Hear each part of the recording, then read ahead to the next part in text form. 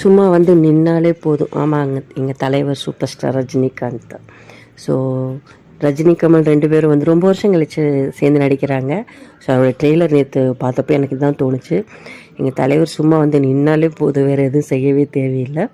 அப்படி ஒரு கரிஸ்மேட்டிக் ஒரு மேஜிக்கல் மூமெண்ட்டாக தான் இருந்துச்சு நேற்று அந்த ட்ரெய்லர் பார்க்குறப்ப. அஃப்கோர்ஸ் வந்து 2 சிங்கத்தை ஒரே கோயிலுக்குள்ளே வைக்க முடியுமா அப்படின்ற மாதிரி தான் 2 great stars Kamal and Rajinikanth.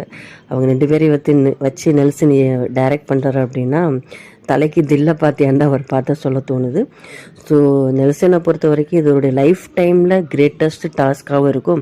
At the same time இவருக்கு கிடைச்ச ஒரு மிகப்பெரிய வாய்ப்பாக இருக்கும். ஸோ நேற்று ட்ரெய்லரை 2 பேரும் ஒரே ஸ்க்ரீனில் பார்க்குறப்ப வித் அனிருத் காம்போவோட சும்மா அதிர்தில்லை அப்படின்னு சொல்லி தான் தோணுச்சு. ஸோ அந்த கூஸ்பம் மொமெண்ட்டுக்காக வெயிட் பண்ணிகிட்ருக்கோம், படம் எப்போ ரிலீஸ் ஆகும் அப்படின்னு சொல்லிட்டு.